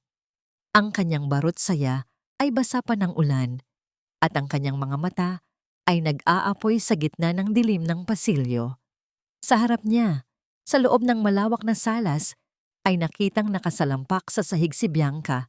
Yakap-yakap ang umiiyak na si Paulo. Si Cindy ay nakatayo sa tapat nila, hawak ang isang makapal na sinturon. Ang kanyang mukha ay naging parang sa isang halimaw dahil sa galit. Hindi inaasahan ni Cindy ang pagdating ni Clarissa. Ang akala niya ay nananatiling nakakulong ang babae sa madilim na selda. Ang kanyang kamay na may hawak na sinturon ay nanginginig. Hindi dahil sa takot, kundi dahil sa gulat na may nangahas na pumasok sa kanyang teritoryo. Papaano ka nakapasok dito? Mga gwardya, paalisin niyo ang baliw na ito. Sigaw ni Cindy. Ang kanyang boses ay naging matinis at puno ng panginginig. Mula sa anino sa likuran ni Clarissa, dahan-dahang lumabas si Doña Aurora. Ang matandang babae ay tahimik. Ang kanyang mukha ay puno ng pait habang nakatingin kay Cindy. Hawak niya ang isang malaking set ng mga susi. Ang susing nagbukas ng pintong nagligtas sa kanyang mga apo. Nakita ng matanda ang bawat sampal at bawat masakit na salitang ibinato ni Cindy sa mga bata habang wala si Carlos. At sa sandaling iyon, ang huling bahagi ng kanyang pagkatao ay nagising. Ako ang nagpapasok sa kanya, Cindy. Ang malamig na sabi ni Doña Aurora. Dahil sa pamamahay na ito, ang mga demonyo lang ang nararapat na itaboy. Hindi na naghintay pa si Clarissa. Mabilis siyang lumapit at niyakap ang kanyang dalawang anak. Ang pakiramdam ng maliliit na bisig ni Paulo na pumulupot sa kanyang leeg ay tila isang gamot na humilom sa lahat ng kanyang mga sugat. Naramdaman niya ang panginginig ng katawan ni Bianca, ang kanyang panganay, na pilit nagpapakamatapang para sa kanyang kapatid. Mama, Mama, wag mo na kaming iwan, hikbi ni Paulo. Ang kanyang luha ay humahalo sa basang damit ni Clarissa. Hindi na anak, hinding-hindi na, bulong ni Clarissa. Hinarap niya si Cindy, ang kanyang tindig ay tila isang reynang muling nabawi ang kanyang korona. Walang binuhat na kamay si Clarissa. Ang kanyang kapangyarihan ay nasa kanyang pagkatao na muling nabuo. Ang batas ay ginawa para sa mga tao, Cindy, pero ang galit ng isang ina ay para sa mga demonyong tulad mo. Isusumbong mo ako sa pulis? Sige, gawin mo. Pero tandaan mo, bawat latay na iniwan mo sa balat ng mga anak ko ay magiging libu-libong taon mo sa kulungan. Sa isang mabilis na galaw, kinuha ni Clarissa ang mga bata at naglakad palabas. Hindi siya tumingin sa likod. Hindi niya pinansin ang mga pagbabanta ni Cindy. Ang bawat hakbang niya palayo sa mansyong yon ay tila isang pagtakas mula sa isang bangungot na tumagal ng 15 taon. Sumakay sila sa isang taxi na naghihintay sa labas ng subdivision. Sa loob ng sasakyan, habang ang ulan ay patuloy na bumubuhos sa labas, ang katahimikan ay naging payapa. Ang dahan-dahang paghaplos ni Clarissa sa buhok ni Bianca at Paulo. Inilapit niya ang kanyang ilong sa kanilang mga ulo. Hininga ang pamilyar na amoy ng kanilang pagkabata. Na tila ba natatakot siyang maglaho ito. Ang bawat tibok ng puso ng kanyang mga anak sa kanyang tabi ay mas mahalaga pa sa lahat ng kumpanya at yaman sa mundo. Mama, saan tayo pupunta? Tanong ni Bianca. Ang kanyang boses ay puno pa rin ng pangamba. Sa isang lugar na ligtas, anak. Doon sa panaderya ni Lola. Doon tayo gagawa ng mga bagong alaala. Sagot ni Clarissa nang may ngiti na puno ng pag-asa. Ngunit ang katahimikan ng taxi ay biglang bumasag ng ang isang itim na SUV ay mabilis na humarurot at humarang sa harap ng kanilang sasakyan. Ang tunog ng mga gulong na marahas na tumigil sa basang kalsada ay tila isang hudyat ng bagong panganib. Bumukas ang pinto ng SUV at lumabas si Carlos. Ang kanyang mukha ay namumula sa galit. Ang kanyang mga mata ay nanlilisik habang nakatitig sa taxi. Hindi siya mag-isa. Sa likuran niya ay ang kanyang mga tauhan na tila handang gumawa ng kahit anong karahasan. Clarissa, ilabas mo ang mga anak ko. Bulyaw ni Carlos, ang kanyang boses ay tila kulog sa gitna ng gabi. Akala mo ba ay makakaalis ka ng ganoon na lang? Sa akin ang mga batang iyan. Akin ang lahat ng meron ka. Naramdaman ni Clarissa ang muling pagbalot ng takot sa kanyang mga anak. Niyakap niya sila ng mahigpit. Ang kanyang sariling katawan ang ginawa niyang kalasag. Tumingin siya sa bintana. Sa asawang dati ay minahal niya, ngunit ngayon ay naging pinakamalaki niyang kalaban. Ang kalsada ay madilim. Ang ulan ay malakas. At ang katarungang hinahanap ni Clarissa ay tila muling nakaharap sa isang pader na bakal. Magagawa kaya niyang protektahan ang kanyang mga anak sa harap ng kapangyarihan ni Carlos, o ito na ang huling pagkakataon na mayayakap niya sila? Ilabas mo ang mga anak ko, Clarissa. Huwag mong hintayin na basagin ko ang salamin ng kotseng iyan at kaladkarin kayo palabas. Ang bulyaw ni Carlos ay tila kidlat na nagpayanig sa loob ng maliit na taxi. Hinampas niya ang bintana ng sasakyan gamit ang kanyang palad. Isang marahas na tunog ng laman na tumatama sa matigas na salamin. Sa loob, ang driver ng taxi ay nanginginig sa takot. Ang kanyang mga kamay ay hindi malaman kung saan ilalagay habang nakatingin sa galit na mukha ng tanyag na abogado sa labas. Naramdaman ni Clarissa ang bawat pintig ng kanyang puso na tila gustong kumawala sa kanyang dibdib. Ang kanyang mga bisig ay mahigpit na nakapulupot kina Bianca at Paulo. Ang pawis sa kanyang noo ay humahalo sa lamig ng aircon ng taxi at ang kanyang hininga ay naging mababaw at mabilis. Ito ang sandaling pinakakinakatakutan niya. Ang muling maharap sa kapangyarihan ni Carlos sa gitna ng kalsada, kung saan walang sino man ang makakapagtanggol sa kanila. Mama, natatakot po ako. Bulong ni Paulo, ang kanyang maliit na katawan ay tila isang dahong nanginginig sa gitna ng bagyo. Huwag kayong bibitiw kay Mama, ang tanging nasabi ni Clarissa. Ang kanyang boses ay puno ng panginginig, ngunit may determinasyon. Bumaba si Carlos mula sa kanyang SUV at marahas na binuksan ang pinto ng taxi. Sa isang iglap, ang malamig na hangin at ulan mula sa labas ay pumasok sa loob, dala ang amoy ng usok at panganib.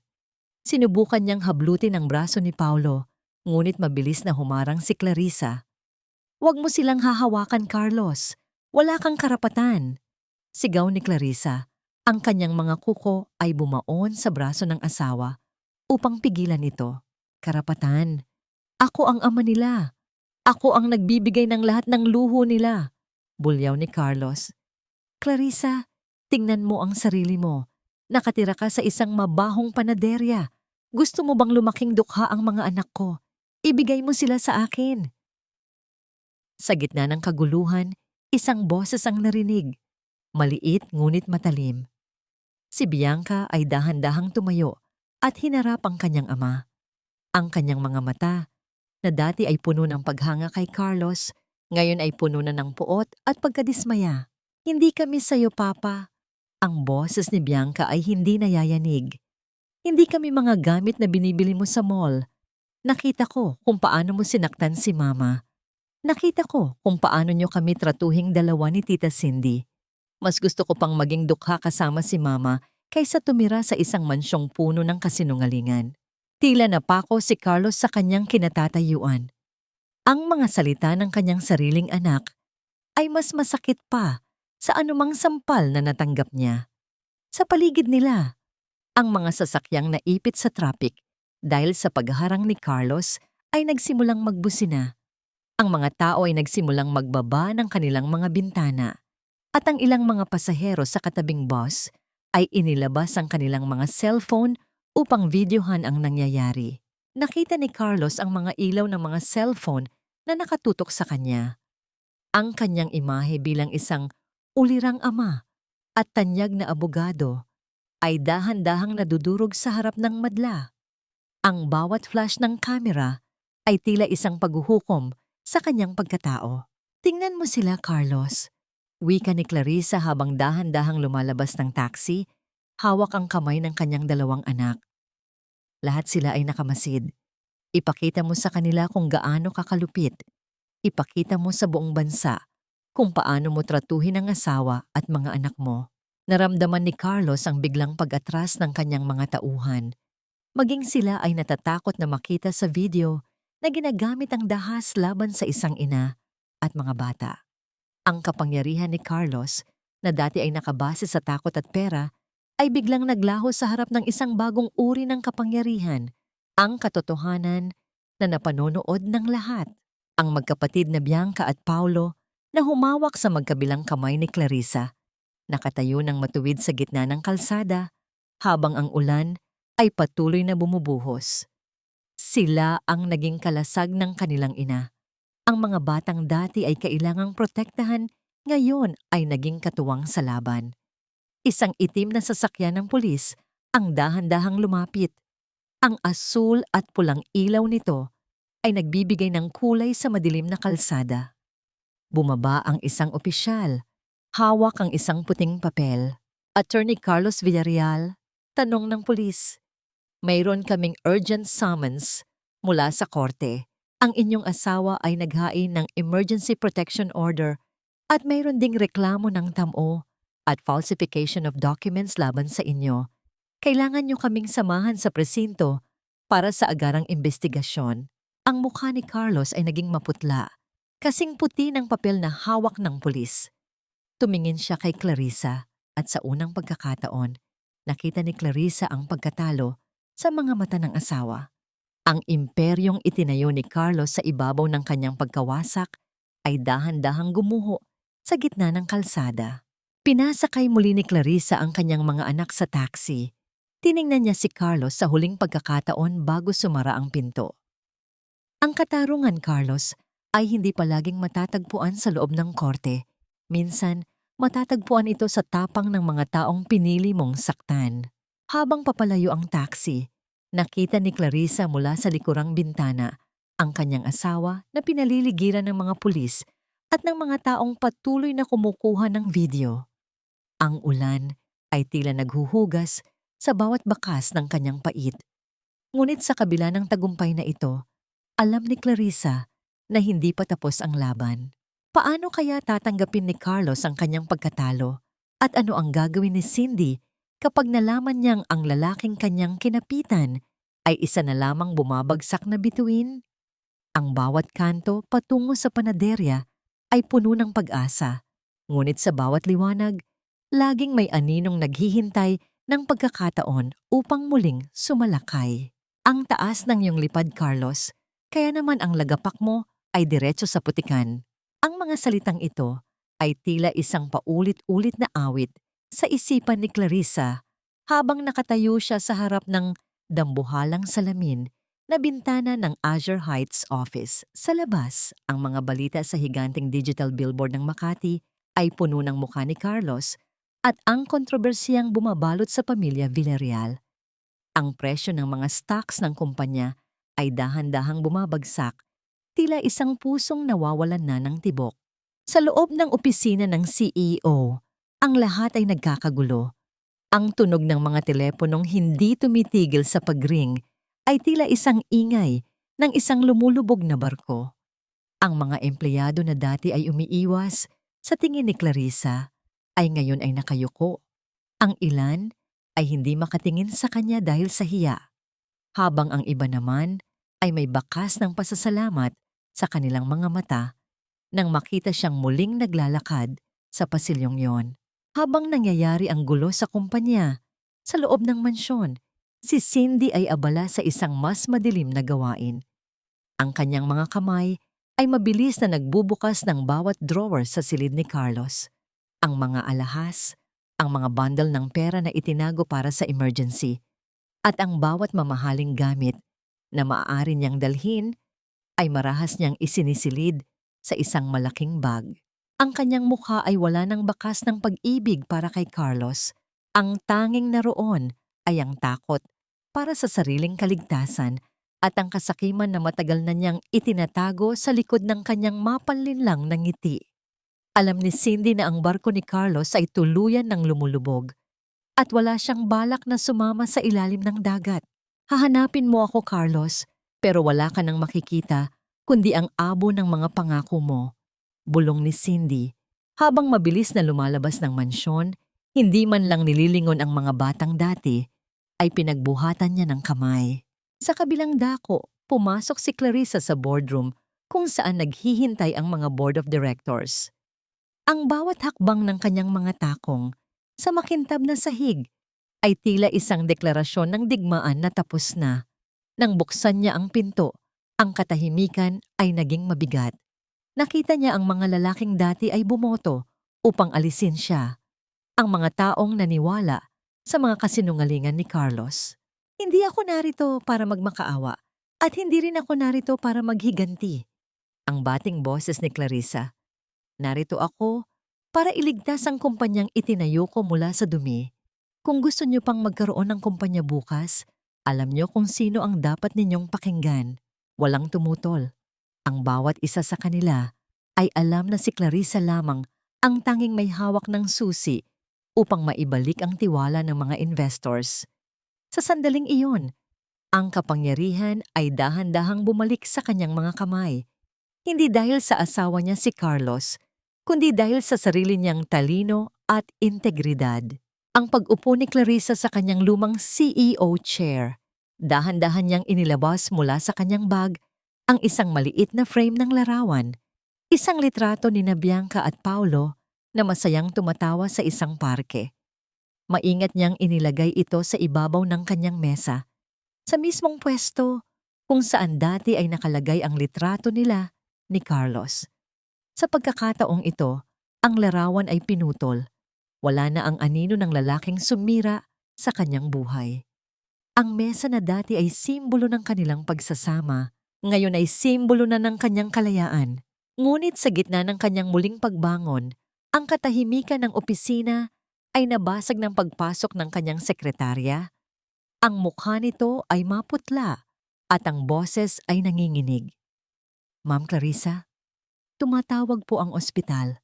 Si Doña Aurora po. Inatake po siya sa puso matapos malaman ang mga balita tungkol kay Attorney Carlos at ang pagkawala ni Cindy. Naramdaman ni Clarissa ang isang pamilyar na kurot sa kanyang dibdib.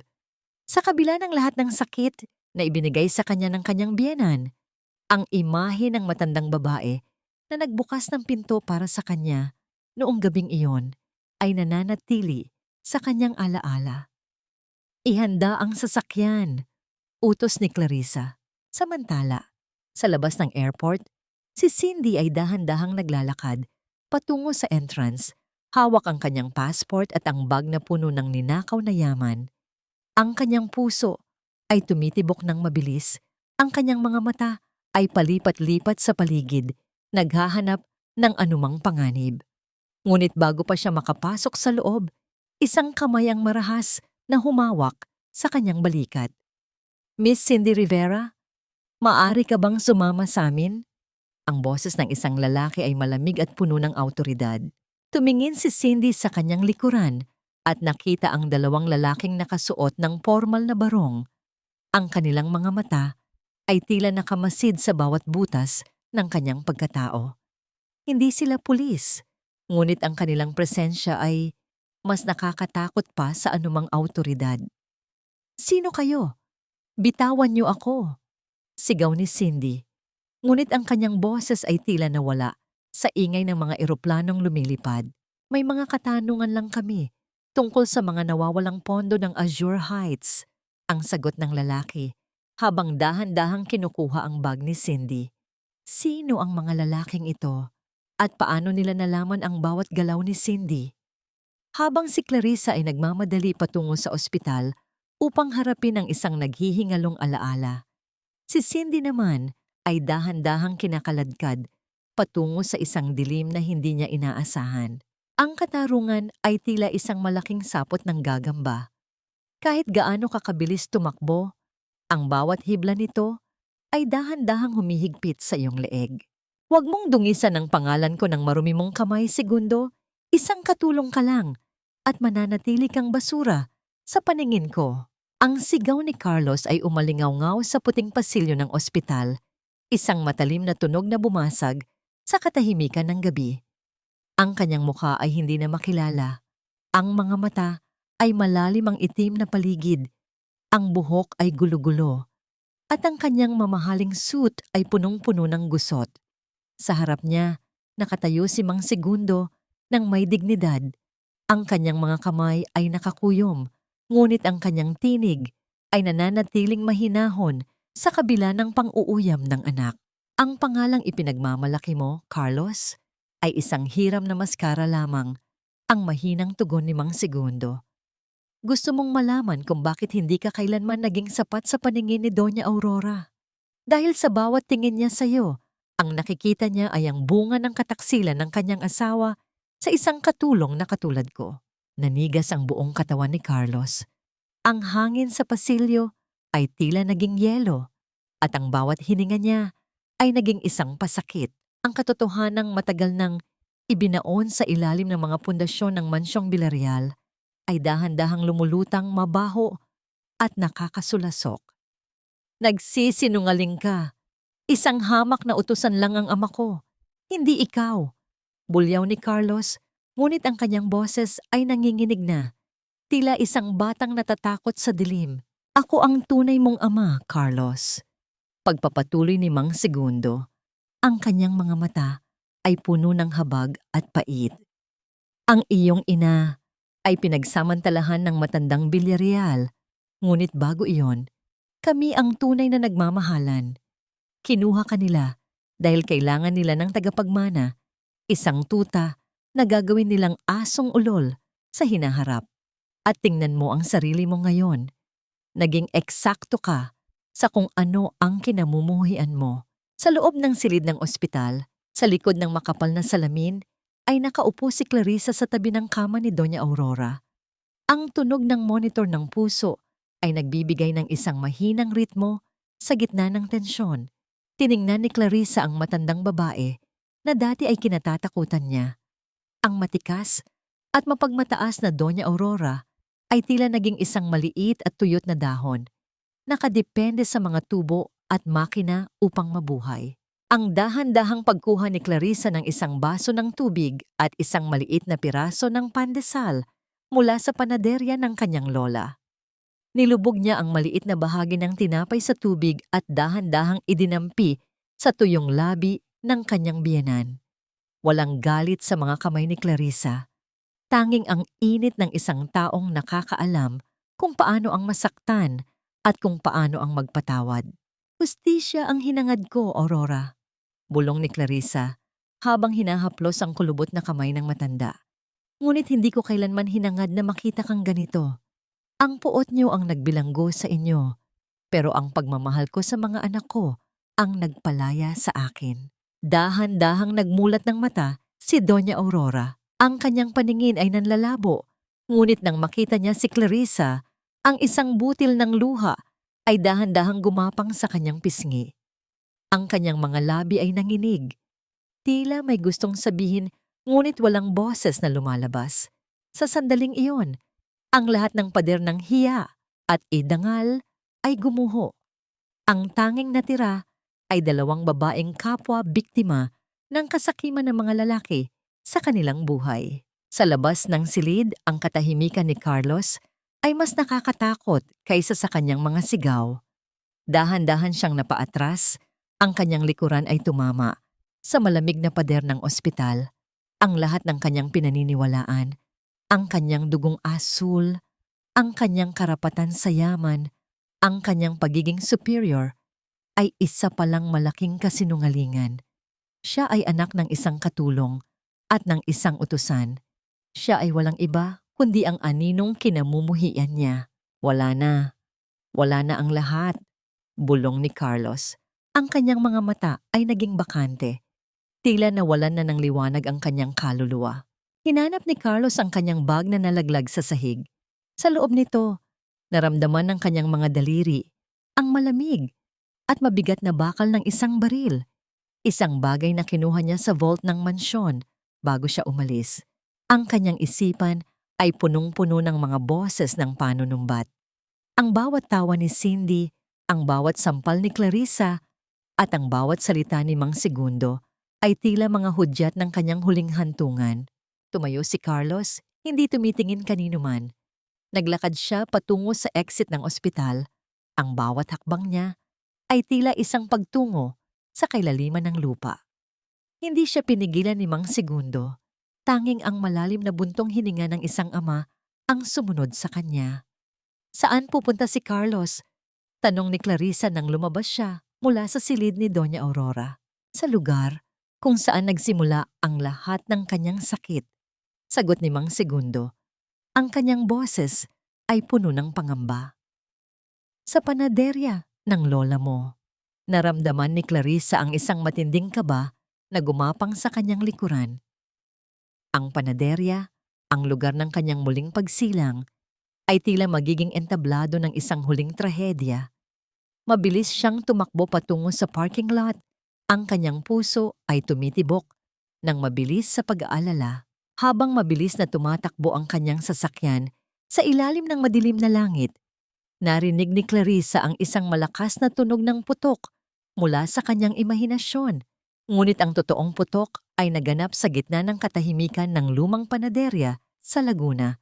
Isang tunog ng pagsabog na yumanig sa mga bintana at sa mga alaalang nakatago sa loob ng oven. Sino ang tinamaan ng balang iyon? Si Carlos ba ay tuluyan ng sumuko sa kanyang sariling kadiliman o may iba pang buhay na madadamay sa kanyang huling pag-aalsa? Ang bawat kanto patungo sa panaderya ay tila naging mas mahaba at ang amoy ng usok at pulbura ay dahan-dahang humahalo sa amoy ng sariwang tinapay. Hindi ang sarili niya ang binaril ni Carlos, kundi ang huling anino ng lalaking akala niya ay siya. Nang pumasok si Clarissa sa lumang panaderya, ang amoy ng pulbura ay humahalo sa amoy ng lumang kahoy at alikabok. Ang bawat hakbang niya sa ibabaw ng mga nabasag na bubog ng bintana ay tila isang marahang tunog ng pagkawasak ng nakaraan. Sa gitna ng dilim, sa tapat ng oven na naging saksi sa kanyang muling pagbangon, nakita niya si Carlos. Nakaupo ang lalaki sa sahig, nakasandal sa pader, habang ang baril ay nakalagay sa kanyang tabi, malamig at wala ng laman. Sa tapat ni Carlos, ang malaking portrait ng kanilang pamilya na kinuha niya mula sa mansyon ay wasak na. Ang mukha ni Carlos sa larawan ay nabubutas dahil sa tama ng bala. Ang mga bitak sa salamin ay tila mga luhang kumalat sa buong ime. Bakit hindi mo tinuloy, Carlos? Ang mahinang tanong ni Clarissa. Ang kanyang boses ay walang galit. Wala ring panunuya. Tanging isang malalim na pagkapagod ang naroon. Nag-angat ng tingin si Carlos. Ang kanyang mga mata ay mapula at puno ng basang luha na dahan-dahang gumagapang sa kanyang maruming pisngi. Ang lalaking dati ay tinitingala bilang isang hari ng Makati ay mukhang isang batang naliligaw sa gitna ng kagubatan. Dahil kahit sa huling sandali, Clarissa, natakot ako. Hikbi ni Carlos. Ang kanyang boses ay basag, parang isang instrumentong tuluyan ng nasira. Natakot ako na baka kahit sa kabilang buhay, ang makikita ko lang ay ang mukha ni Segundo. Ang mukha ng katotohanang hinding-hindi ko matatanggap. Wala na akong kahit ano, Clarissa. Wala na ang kumpanya, wala na ang anak ko, wala na ang dangal ko. Isa na lang akong basurang gaya ng sinabi ko sa iyo noon. Dahan-dahang lumapit si Clarissa at naupo sa isang lumang silya sa tapat ng asawa. Ang sandali ng huling paghuhukom na hindi nangangailangan ng dahas. Inabot niya ang isang basong tubig na nasa mesa at inilapag ito sa harap ni Carlos. Hindi ka basura, Carlos. Wika ni Clarissa. Ang kanyang tinig ay payapa ngunit may awtoridad. Tao ka lang na naligaw sa sarili mong kasakiman. Ang akala mo ay yaman at pangalan ang bubuo sa iyo. Pero ang totoo, iyon ang unti-unting kumatay sa pagkatao mo. Tapos na ang laro, Carlos. Iligtas mo ang natitira mong pagkatao. Sumuko ka ng may kaunting dignidad na natitira. Napatitig si Carlos sa asawa. Sa unang pagkakataon, nakita niya ang Clarissa na hindi niya kailanman nakilala. Ang Clarissa na hindi na kailangan ng kanyang proteksyon. Ang Clarissa na mas matatag pa sa anumang kumpanyang itinayo nila. Ang liwanag ng buwan na tumatagos sa butas ng bintana ay nagbibigay ng isang banal na aura sa mukha ng babae. Tila isang anghel na nag-aalok ng kapatawaran sa gitna ng impyerno. "Mapapatawad mo pa ba ako?" tanong ni Carlos. Ang kanyang boses ay puno ng pagsusumamo. Huminga ng malalim si Clarissa. Tiningnan niya ang kanyang mga kamay na may mga peklat mula sa pagmamasa ng tinapay at ang mantsa ng harina sa kanyang tapde. "Ang pagpapatawad ka, Carlos, ay hindi isang regalo na ibinibigay ko sa iyo. Ito ay isang regalong ibinibigay ko sa sarili ko upang hindi na ako muling gapusin ng puot mo. Magbayad ka sa batas, harapin mo ang iyong ama, at doon mo hanapin ang kapayapaan mo." Mula sa labas, narinig ang tunog ng mga sirena ng pulis. Ang asul at pulang ilaw ay dahan-dahang pumasok sa loob ng panaderya, nagbibigay ng kulay sa mga anino. Dahan-dahang tumayo si Carlos, iniwan ang baril sa sahig at itinaas ang kanyang mga kamay. Habang pinaposas ng mga pulis si Carlos, tumigil ang lalaki sa harap ni Clarissa. Walang salitang lumabas sa kanyang mga labi, tanging isang mahabang tingin na puno ng pagsisisi.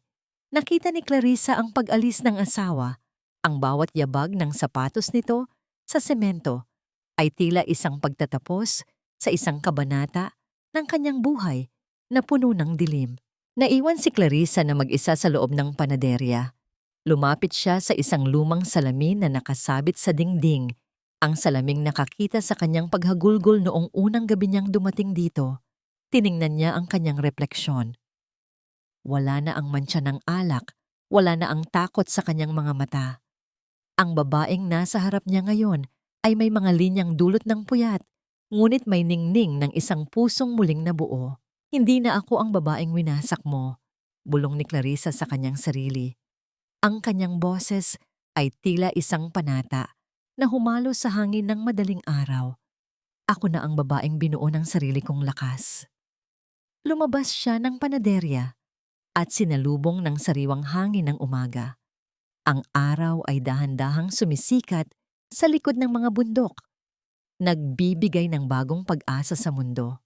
Sa malayo, nakita niya ang sasakyan ni Mang Segundo na parating, dala sina Bianca at Paulo. Nang makita ng mga bata ang kanilang ina, mabilis silang tumakbo patungo rito. Niyakap ni Clarissa ang kanyang mga anak nang may tindi ng pagmamahal na tila hindi na kailanman matitibag. Sa gitna ng yakap na yon, naramdaman ni Clarissa ang tunay na tagumpay.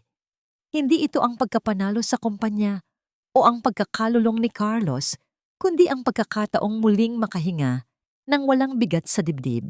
Ang bagong umaga ay dumating na, at sa bawat kislap ng liwanag, alam ni Clarissa na ang bawat piraso ng kanyang basag na nakaraan ay naging bahagi ng isang mas matatag at mas magandang kinabukasan.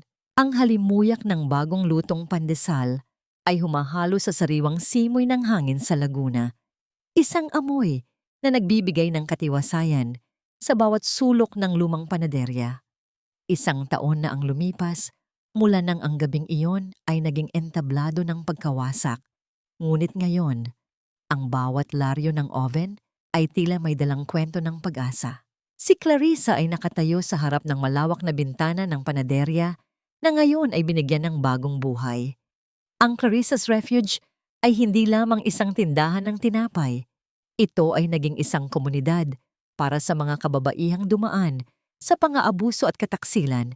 Isang lugar kung saan ang bawat masang ginagawa ay simbolo ng muling pagkabuo ng kanilang sariling dangal. Ang kanyang mga kamay, na dati ay tanging mga mamahaling panulat ang hawak, ngayon ay may mga kalyo na tanda ng sipag. Ngunit ang bawat linyang naroon ay nagpapaalala sa kanya na siya ay buhay at malaya. "Mama, handa na po ang unang batch ng tinapay para sa foundation," tawag ni Bianca. 13 taon na ang dalagita. Mas matangkad na at may ningning sa mga mata na hindi na nababalot ng takot. Sa tabi niya, si Paulo ay masayang naglalagay ng mga tinapay sa basket. Ang kanyang tawa ay tila musika na nagpapalimot sa anumang pait ng nakaraan. Ang makitang ang kanyang mga anak ay lumalaking may pusong matatag, malayo sa anino ng kasinungalingan ng kanilang ama. Lumapit si Clarissa at hinalikan ang noo ng dalawa. Sa bawat haplos niya, nararamdaman niya ang tunay na yaman na hindi kayang ibigay ng anumang corporate stocks o titulong CEO.